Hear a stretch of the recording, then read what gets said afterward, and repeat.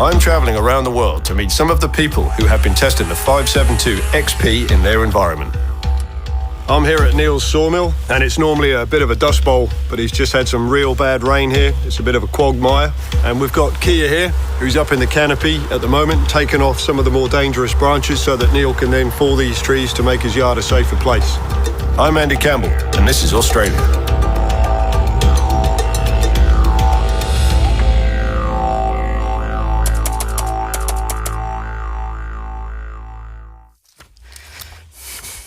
So today we've come to Neil's sawmill. He just needs to get some branches down that he's concerned about that have dropped some smaller limbs off them. So he's asked me to come in and prune a few branches. So that's my job here today.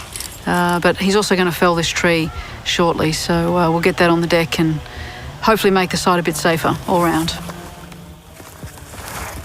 My name is Kia. I've been an arborist for about 18 years. Most of my work is based in Australia, generally speaking in Victoria. Wonderful trees, quite a broad range, deciduous evergreen trees, small, large trees, pruning, removals.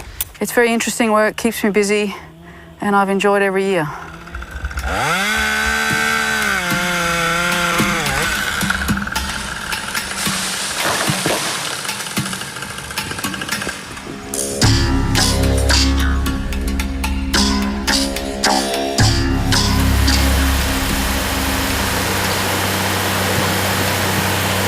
I'm a third generation timberman is what I am. My father and his father before him were sawmillers. I'm actually a forest worker turned sawmiller, so I'm a little bit of both. Being self-employed is the best thing in my job, and it's taught me a lot as far as self-discipline and things that you have to do to make it work. The chainsaw we use for cutting logs off, for docking, for occasional log falling, it has to be reliable, it has to be up to the job, and most of all, it's got to keep working when we want it to work. We've had a lot of success with the Husqvarna product over the years, and I'm very happy with it.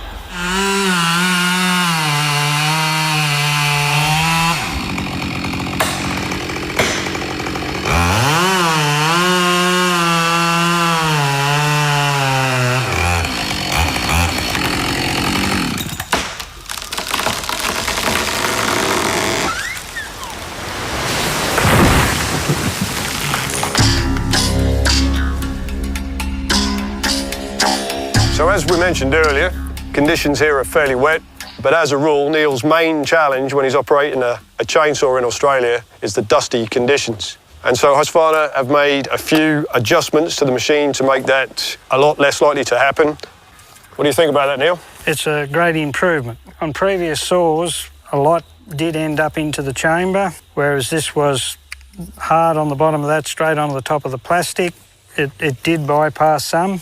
Usually we wash the filter out in normal chainsaw mixed petrol, let it dry or blow it out with some air. Always you see some residue going in there into the chamber, but with the introduction of that little seal, it seems to have all but stopped it, which is a plus for its engine life. And they seem to have the filters a little better now too. Improved there as well.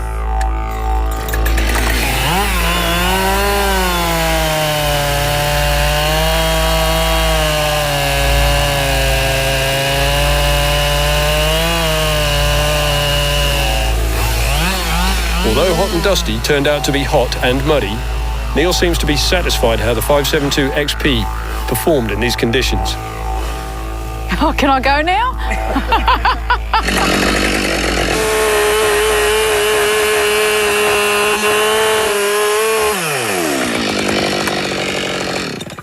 So that was the first time that you've used the saw really there, Kia, yes. So first impressions?